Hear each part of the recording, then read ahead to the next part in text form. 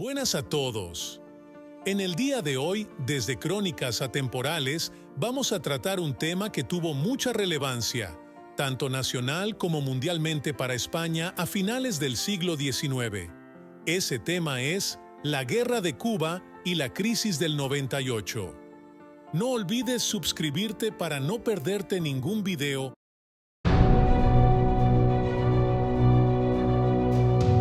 En 1891, el gobierno español elevó las tarifas arancelarias para los productos importados a la isla que no procediesen de la península, arancel Cánovas. Por aquel entonces, el principal cliente económico de Cuba era Estados Unidos, que adquiría casi la totalidad de los dos grandes productos cubanos, el azúcar y el tabaco, mientras que esa potencia solo podía exportar a Cuba productos con fuertes aranceles de entrada.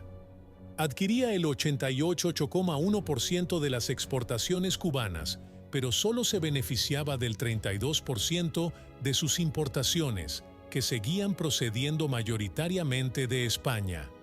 El presidente norteamericano William McKinley manifestó su protesta ante tal situación y amenazó con cerrar las puertas del mercado estadounidense al azúcar y al tabaco cubanos si el gobierno español no modificaba su política arancelaria en la isla. Al temor a una nueva insurrección independentista, se sumó el recelo a que ésta pudiese contar con el apoyo de Estados Unidos. En 1895, se produjo la insurrección nacionalista, que dio lugar a la última guerra cubana, que se dividió en dos grandes etapas. Entre 1895 y 1898, tuvo lugar la guerra entre el ejército español y los grupos independentistas nativos, Guerra Hispano-Cubana.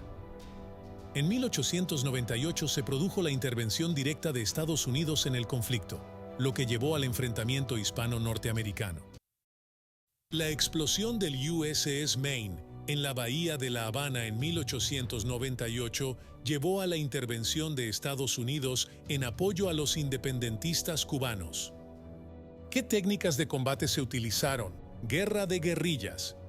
La insurgencia independentista liderada por figuras como José Martí y Antonio Maceo adoptó tácticas de guerrilla para resistir al ejército español. El transcurso de la guerra fue así.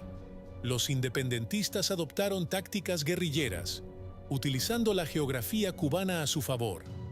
Antonio Maceo fue particularmente hábil en este tipo de guerra. España respondió con medidas represivas, incluyendo campos de concentración y medidas militares, pero no logró sofocar la resistencia cubana. Pero, ¿cómo se llegó hasta este punto? El problema cubano en 1868 comenzaron en Cuba los movimientos independentistas, cuando se produjo una sublevación popular dirigida por Carlos Manuel de Céspedes, Grito de Yara, que dio comienzo a la lucha. La Guerra de los 10 años, o Guerra Larga, duró hasta 1878 y concluyó con la Paz de Sanjón, 1878, por la que el general Martínez Campos se comprometió a conceder a Cuba formas de autogobierno.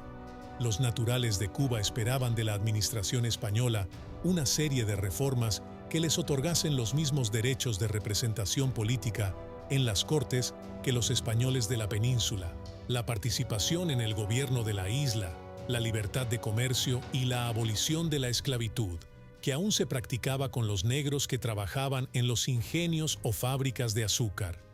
Siguiendo el modelo bipartidista de la península, se crearon en Cuba dos grandes partidos: el Partido Autonomista, integrado en su mayoría por cubanos, y la Unión Constitucional, un partido españolista que contaba con una fuerte militancia de los peninsulares instalados en la isla. El primero de ellos pedía la autonomía para la isla, propugnaba un programa de reformas políticas y económicas sin llegar a la independencia, y había conseguido una amplia representación en el Parlamento español. En 1893 propuso a las Cortes la aprobación de un proyecto de reforma del Estatuto Colonial de Cuba, pero no prosperó debido a la fuerte presión de los intereses económicos españoles, que no estaban dispuestos a hacer ninguna concesión a la perla de las Antillas que los pudiese vulnerar.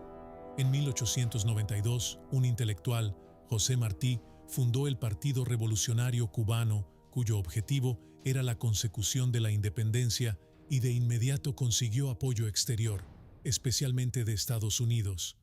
El independentismo aumentó rápidamente su base social y contó con el respaldo de caudillos revolucionarios como Máximo Gómez, que se habían distinguido en su lucha contra las tropas españolas en la Guerra de los 10 Años y se habían negado a aceptar los acuerdos de Sañón.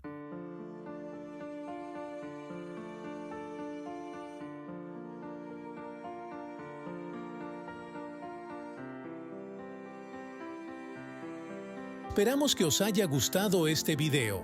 No olvides dejar un comentario sobre qué te ha gustado y qué deberíamos mejorar. No te vayas sin suscribirte y a continuación, el algoritmo de YouTube te va a recomendar un video de nuestro canal.